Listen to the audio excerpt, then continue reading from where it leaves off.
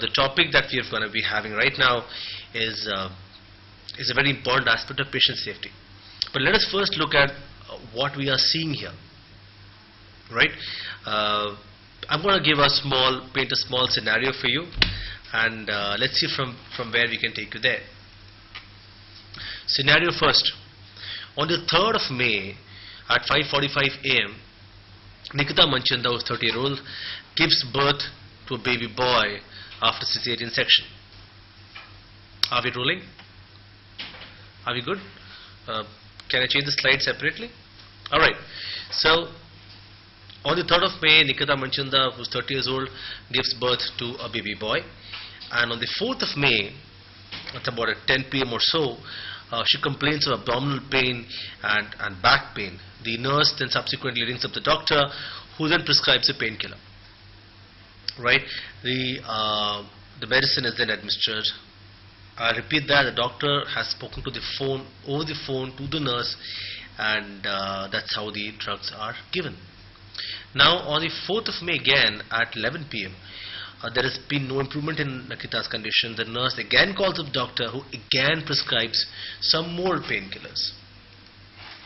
Now what happens is, on the 5th of May, her condition deteriorates further. And then finally the nurse informs Dr. Pooja, who is on night duty. Dr. Pooja comes, but leaves after a cursory checkup.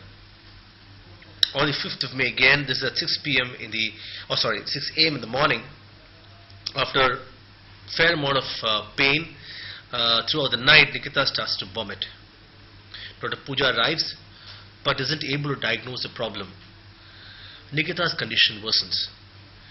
Her blood pressure dips. On the 5th of May at 7:45 a.m., the senior doctor comes and finally checks on Nikita and advises that Nikita be shifted to the ICU. On the 5th of May at 8:30 a.m., Nikita finally shifted to ICU, but she sings, starts gasping, her pupils start dilating, and she stops responding.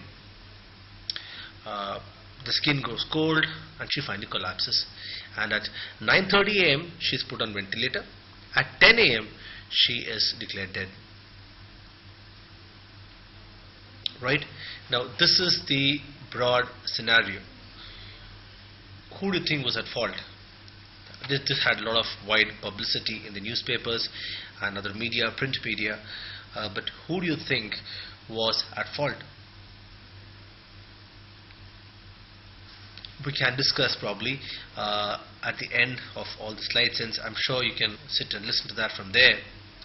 Now thereafter, Nikita's family filed a complaint of medical negligence. The family members are also alleged that hospital didn't have a blood bank, and that the patient's family was asked to go to another hospital which is about 10 kilometers from there to get blood for the patient, and also that the 9th floor building had only 2 lifts, one of which was stopping only at selected floors. There were multiple problems that they were complaining about. Now, the average waiting time for the lift is 10 to 15 minutes is what they were saying, and plus also that Nikita was on the 4th floor, whereas the newborn baby was on the 2nd floor, and feeding was difficult and became more and more painful as the pain progressed. Now that is one scenario. Do you think it is medical negligence? Think about it.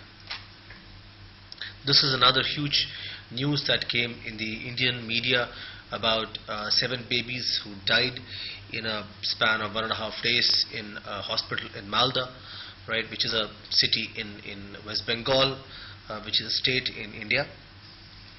There is another place in one of our states in the country where the death happened, right? So I hope I can hear. I don't know if you can hear me at all. So this is another incident. Many such deaths have been reported that happened there. Now this is the second scenario. This is the voice of a man who is telling us a story of his father in his bed. He was saying this is what he said. He was trying to rise, but his muscles were so weak that he couldn't sit up anymore. I was only 13 at that time. He's been in the hospital for 2 years, but still kept on losing weight. The doctors could not find the correct diagnosis. He weighed 195 pounds when he was admitted, and today he's only 70 pounds. He was extensively checked for all kinds of cancers and referred to psychiatric counseling. His business had suffered huge losses, and he went home expecting to die. He says that his mom started to read stuff on her own, and that she finally found about gluten absorption. I think you must know gluten absorption problem. For example, cabbage and things like that have gluten in them. And later was made the diagnosis of celiac disease. But the question that he repeatedly asks the healthcare workers is as to how could 2 years of testing overlook what my mom could find in a span of a few months. That is the question that he wants us to answer. My father has permanent neurological deficits secondary to severe malnutrition. And why wasn't parental nutrition maintained? He says that his family is now financially insolvent. What was all the money we paid used for? Very, very important questions that can be asked by and to all of us. The question that I want to ask you is, are these instances of medical negligence, or are they a problem which is a larger error in the system? That is the question.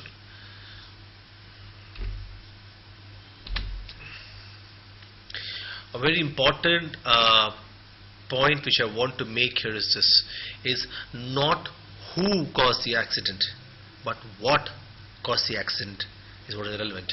And I quote Lucien Leap, a famous physician who's worked in the field of patient safety, where he says that medical errors most often result from a complex interplay of multiple factors. Only rarely are they due to the carelessness or misconduct of a single individual. Very important, very relevant. Now let us move towards what is I'm going to be dealing with one aspect of patient safety. Patient safety is something which you all have heard, so I didn't want to give an all-encompassing lecture on patient safety. I wanted to take up a specific topic of patient safety and speak about it. What is patient safety? Patient safety is the freedom from unintended harm due to healthcare intervention. Patient safety is actually a healthcare discipline that emphasizes the reporting, analysis and prevention of medical errors that often lead to adverse health events. And what are these commonest errors that are held, which are the improper transfusions, you have wrong side falls, medication errors, restraint related problems, burns, misdiagnosis, problematic identities. These are the commonest errors that happen. And what are the commonest areas? Obviously the places of the hospital that are most crowded, the busiest, the high-strung areas, that is the ICU, the OTs and the emergency rooms. These are the most busy areas of the hospital. And the problem really is that majority of the care today is actually being given in the outpatient and ambulatory settings, which themselves can pose specific problems. Now, why is it so difficult to perceive harm caused in the hospitals? Every time we have a plane crash, it's all over the place. With all due respect to people who have died in the in the Malaysian Airlines, why does it make such a big news? It's because it's obvious and you can see it happening, whereas errors in patient safety are happening so subliminally, so subterranean level that you don't get to know what is happening. Now, real harm is much more impressive if there is financial implications involved, if there is resource utilization that happens. If you end up spending more money, if you end up using more resources to overcome that problem, that is where you have real harm is appreciated more. But for example, as the slide shows, we have when there's 17-29 billion dollars are lost in income, disability, or healthcare cost. You appreciate that, but how do you appreciate experience of patient who harm? The experience of a patient cannot really be evaluated.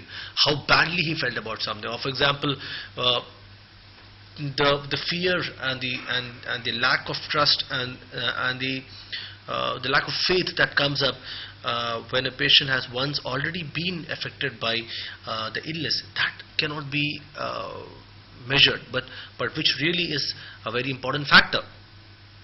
The other one is the physical and the psychological harm that has caused. Sometimes patient are so traumatized that they really can't overcome it. Finally, the doctor who has caused it, the loss of confidence that he suffers is really enormous. So, and that would affect his career for the rest of his life, and the harm that is caused to that is enormous, right?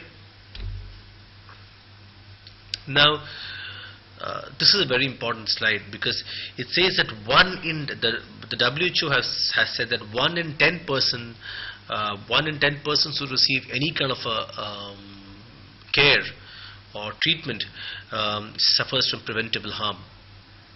That is a reality, right? Now here is a fact file. It says that 1.4 million people worldwide, patients worldwide, suffer from healthcare associated infections, and 50% of all medical equipment are either unusable or cannot be effectively used. 70% of sterile or unsterile syringes, 70% of all syringes which are used are unsterile, reusable syringes, and that is really a huge number, really, when you talk about in terms of millions of use. 1.3 million injections which are given every year can cause death. Now, briefly, I want to tell you about where it all started. It started in 1999 by a huge, fantastic report called the To Err is Human, which was given by Institute of Medicine, and it came out of this 3,000-page report. It's an amazingly lucid and well-written report, and available in many languages, and you can download that freely from the net. And it's an amazing. It was, when it came out, it was quite a bombshell dropped on the world, where they realized that one of the biggest issues is medical error. Right now, thereafter the WHO started what is called the WHO Global Patient Safety Challenge, GPSC. Which is the first was an enormously successful challenge called the first was an enormously successful program called the Clean Care is Safe Care. That was a very useful program. Second was called Safe Surgery Saves Lives. The third one was called the Tackling Antimicrobial Resistance. All three of them, there's a lot of stuff to be spoken about, read about here. I'm not going to be talking a lot about that. I'm going to specifically restrict myself to one but very important and often overlooked point, which is called the medication management. Now, medication management, I hope some of you have heard it. It's very relevant to doctors, to nurses, to paramedical staff, and so on and so forth. What is medication management? And I'm going to quote the NCCMERP, which is a National Coordinated Council for Medication Error Reporting and Prevention, which defines medication error as any preventable event that may cause or lead to inappropriate medication use or patient harm when the medication is in the control of the healthcare professional, patient, or his attendant or consumer. Right? Understand this. There are certain terms which are important here. One is preventable event, right? And something which can cause patient harm or inappropriate medication use, when it is in the hands of anybody, a doctor, to in the hands of the healthcare worker, in the hands of the patient as well, right? Now, this can be result as a result of the of professional use, because of procedures, products, systems, prescribing, communication, labeling, packaging, compounding, administration, so on and so forth. So this can be because of any of the above reasons. Now, broadly, medication errors can be because of the following reasons. It could be prescribing error, right? That is, what is prescription? I'm sure you know what prescription are. You assess the need for and you select the particular drug. You individualize the therapeutic regimen according to the patient and give the patient the drug. That's called or writing that drug is called prescribing. Dispensing, administration, monitoring, and system and management control. These are the various medication processes.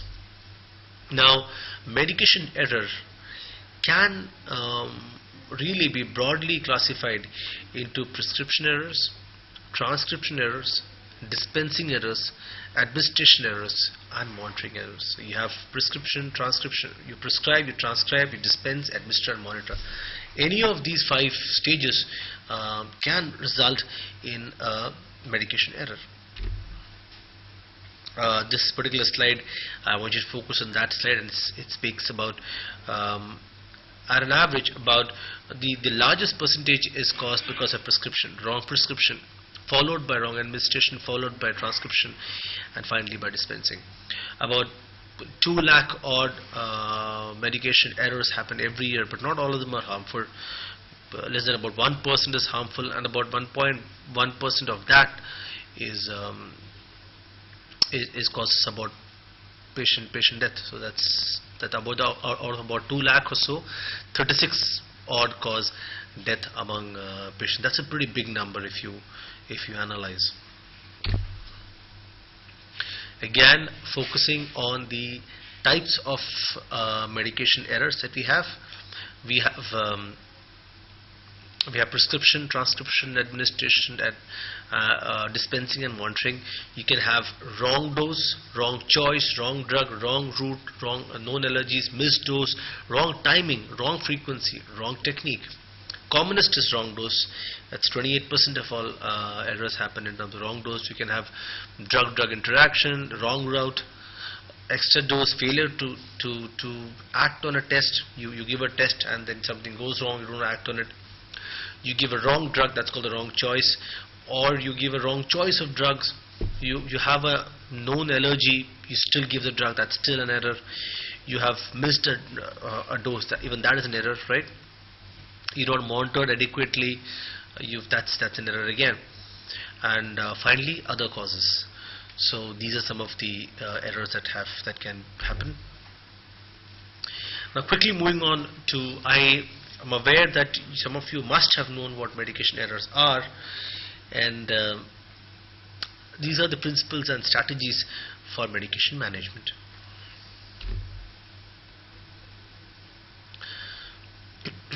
What are the strategies? One is selective strategy to improve medication safety.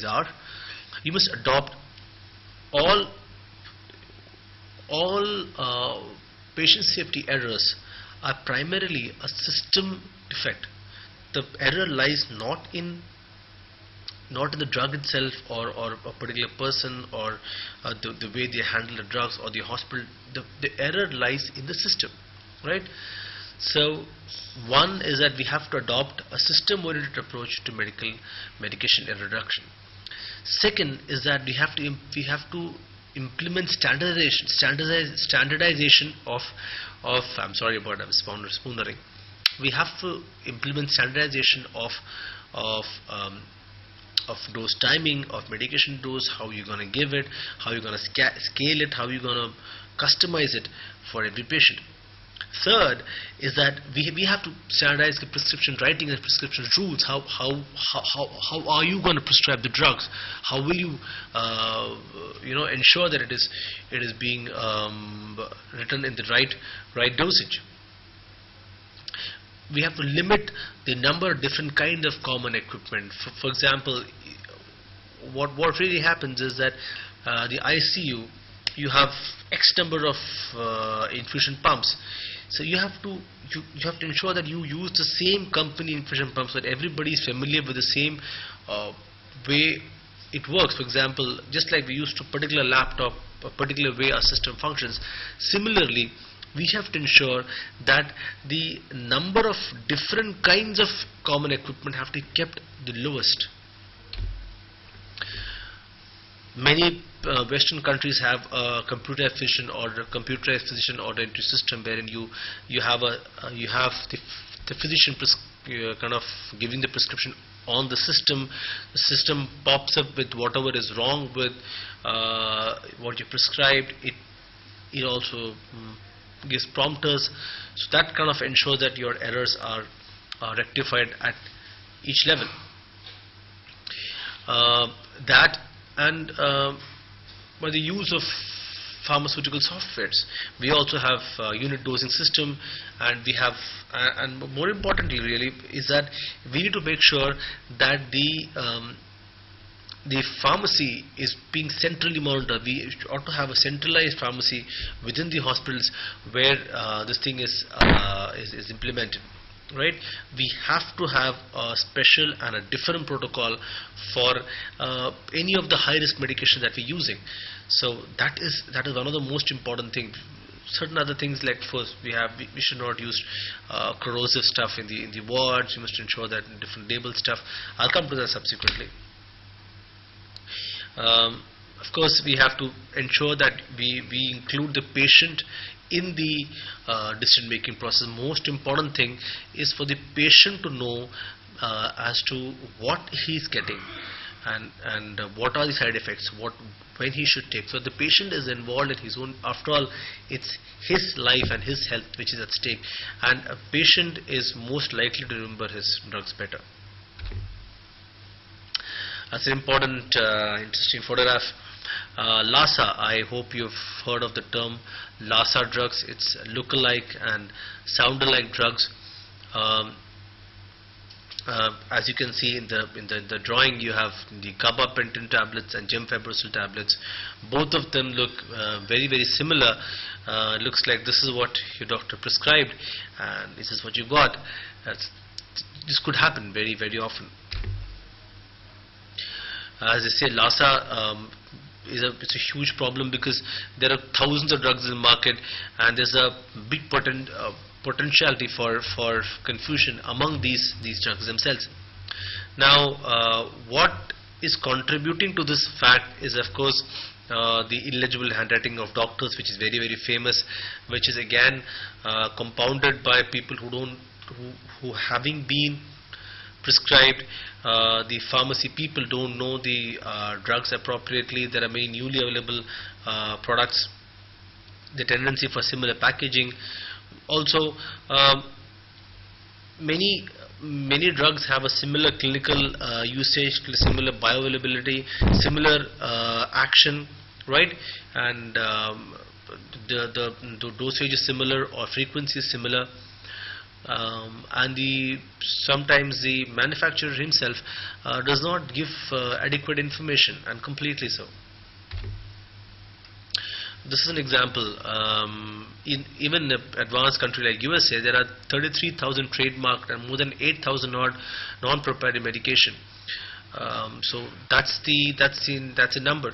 In fact, Institute of Safe Medication Practices has given about 8-page listed items wherein you have pairs of drugs which can be confused, which look alike and sound like similar.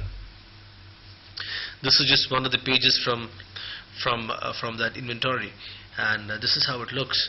So for example, Avanza is mirtazapine, and Avatita is another drug which is very similar in the way it sounds, but which is really rosiglitazone. Thank you for the water. All right. In Brazil, similar sounding drugs. I'm not going into too much of detail, but Lasix and Losec and many similar sounding drugs are often a problem. Take a look at this. I don't know if it's there in your country. Many of our smaller hospitals in India, we often have several similar looking ampules which are administered in a similar fashion. Right? Am I running out of time? No, I'm not. This is how it generally looks like. Many similar looking ampules being delivering similar kind looking drugs, but completely different in action. This is how it looks like in many of our hospitals. All the tablets look similar. They're given in similar looking small sort of boxes, and the liability for getting, or the chances of it getting confused is very, very high. Now, another problem of long doses, for example, this they wrote 50 milligrams, cut that and made it 25 milligrams, and look at the confusion that it can cause. Very often done mistake. It's a huge mistake that we do here. We cut and chop down the strips into very, very small tablets for convenience, but we can't read the drug nor the dosage, and that is often a cause for a problem. Look at this. Look at how we can have small solutions to big problems. Now here, all of them can look confusing. The same drug, they're all different dosage. How do you make dosage stand out? Very simple. You can make them stand out by ensuring that the one that is bigger one pops out, right? You can make this the 5 milligram on one side, or make a different color, or 10 milligram look differently, have a different color as well. Now here are some of the specific strategies for taking care of loss of drug. Then we come to the last bit of my presentation. Now, what are the specific strategies? You have to ensure that healthcare organizations are actively managing and actively identifying the Lassa drugs. You have to have an annual review of Lassa medication. We must implement clinical protocols which minimize the use. We must keep on having systems where you have minimal use of telephonic conversations. You have to ensure that give a drug's name and you repeat it back to you. So that is called a repeat back phenomenon. We also have to ensure that verbal orders are minimized, everything written down.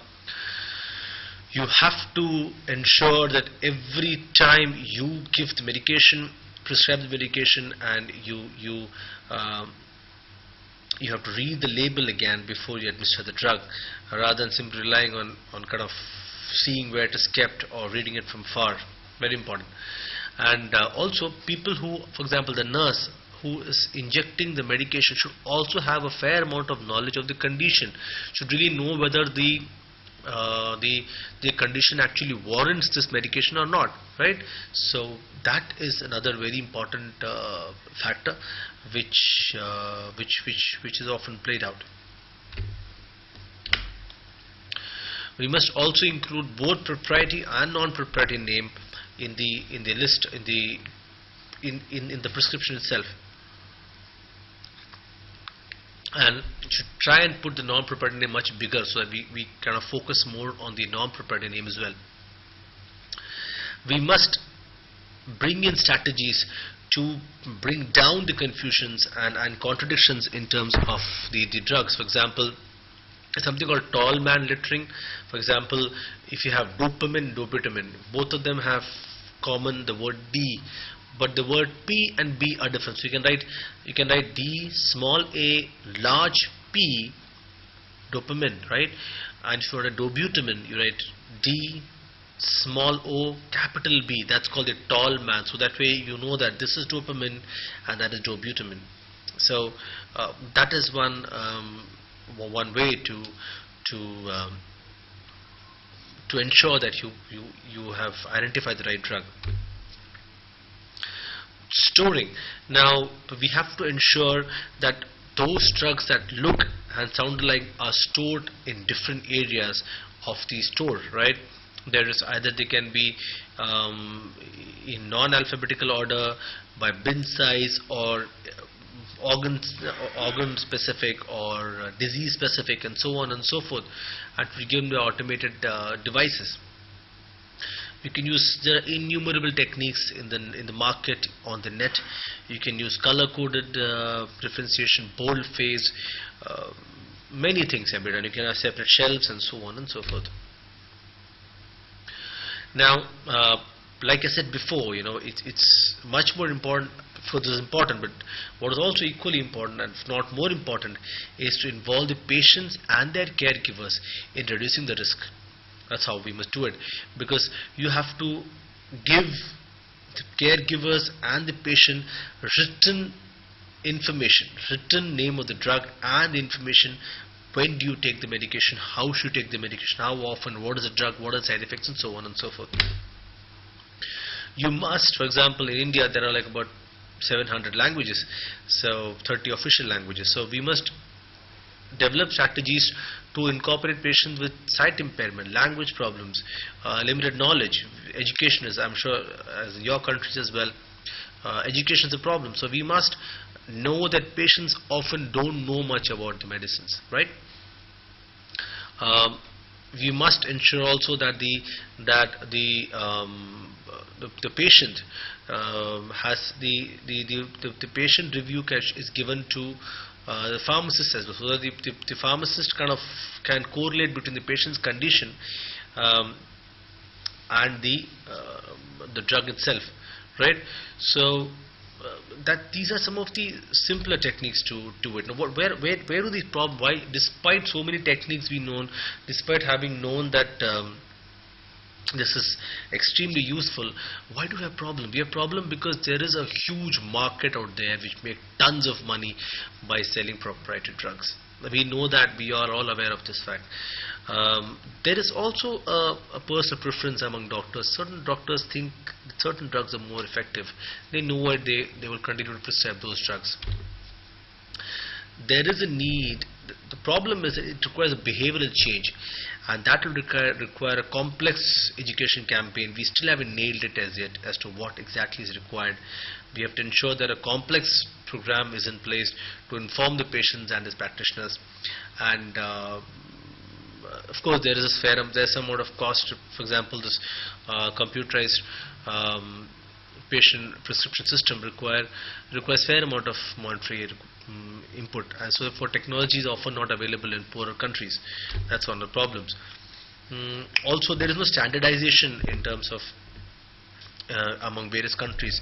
There are no regulations. For example, America has far more regularized system than what we have.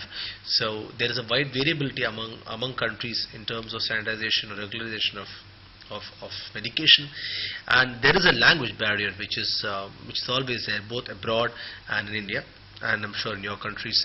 The lack of technology, the lack of commitment to implement these things, and of course there is a huge industry, like a huge industry out there trying to expand the number of drugs that are out in the market.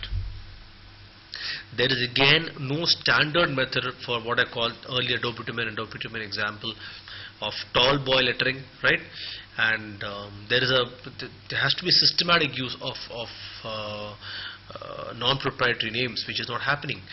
And again, market pressure is always there, and there is reluctance amongst the healthcare personnel themselves to encourage use of non-proprietary drugs. With that, I would like to complete my lecture, and I'm most open to any discussions that you want to have. So, because tomorrow people are going to ask, are your hospital really safe? That is the question.